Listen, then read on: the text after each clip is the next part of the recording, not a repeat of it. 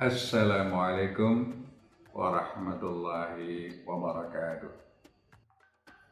Alhamdulillahi haqqa hamdih wa nusalli wa nusallimu ala rasulil karim al-mab'utsu li jami'il ummah liyahdiyahum ila siratim mustaqim. Amma ba'd. Pemirsa rahimakumullah,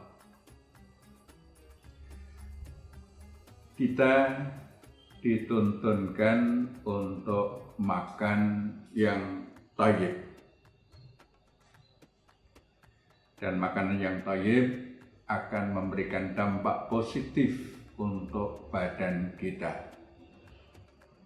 Dia akan dicerna secara sempurna di dalam sistem pencernaan kita yang Allah sudah jadikan sistem pencernaan kita sempurna, dilengkapi dengan enzim-enzim yang membantu proses pencernaannya dengan baik. Dan ini menjadi faktor penting, enzim untuk membantu pencernaan makanan di dalam sistem pencernaan kita.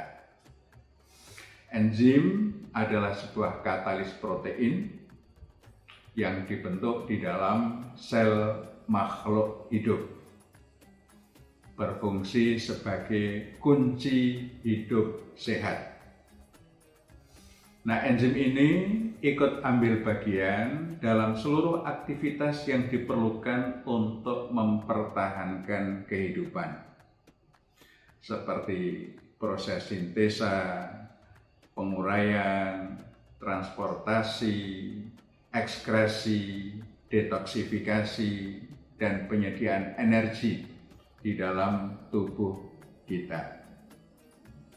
Nah, makhluk hidup memproduksi enzim dengan menggunakan enzim-enzim yang terdapat di dalam makanan yang dikonsumsi.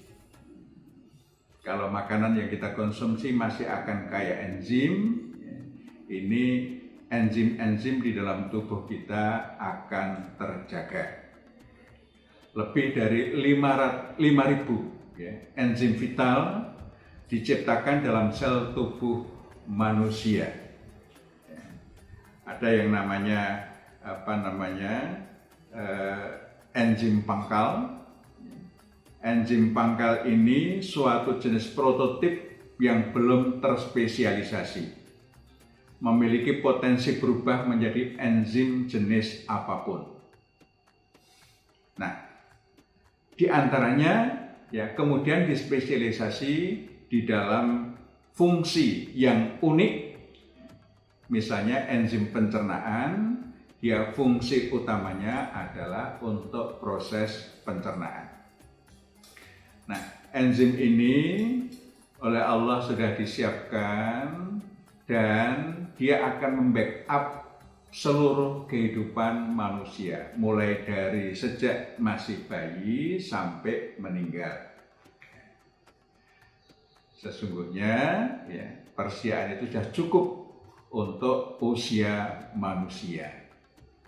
Yang menjadi persoalan adalah kita sering menguras enzim-enzim itu sehingga usianya masih belum tua, enzim-enzimnya sudah banyak terkuras, sudah hampir habis, sehingga tidak mampu membackup proses pencernaan hingga usia tua.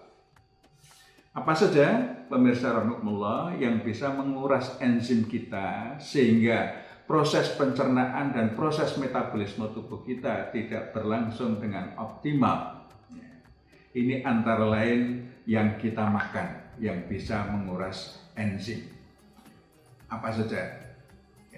Pertama, konsumsi makanan yang banyak mengandung bahan tambahan, seperti tambahan pengawet, ada tambahan penyedap rasa.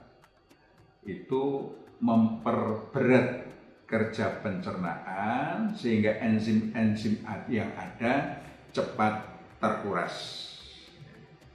Jadi kurangilah tambahan-tambahan, kalau dipersedap ya, jangan menggunakan betsin ya, jangan menggunakan pengawet ya, tapi gunakan bumbu-bumbu yang alamiah sehingga rasanya tetap lezat, tetapi tidak ada bahan-bahan yang merugikan tubuh kita, menguras enzim.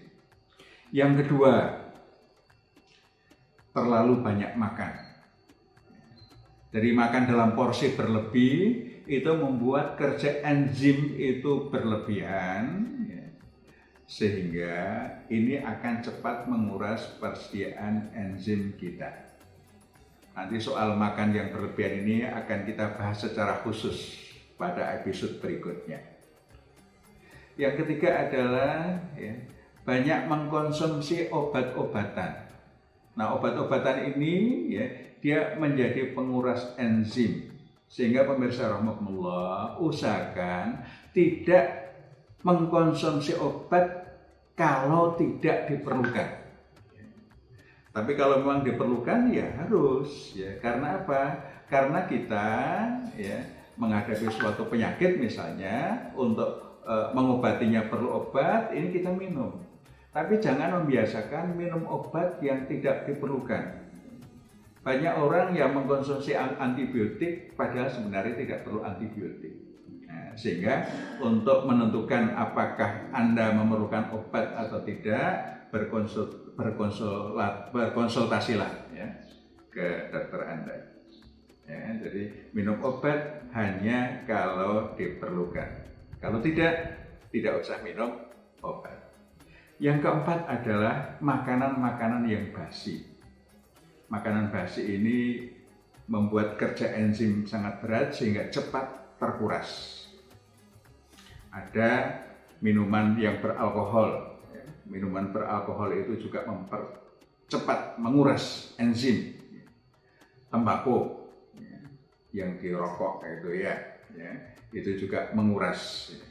Di samping itu ada keadaan yang sedang stres dan emosi, itu juga menguras kerja enzim.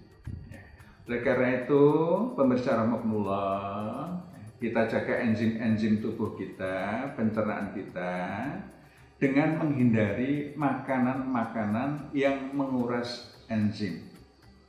Kita lebih banyak makanan-makanan yang kaya enzim. Episode sebelum ini kita sudah bahas antara lain ya, yang baru saja dipanen ya, tanpa pupuk anorganik ya, alamiah ya, ini lebih bagus untuk pencernaan kita, untuk enzim-enzim kita.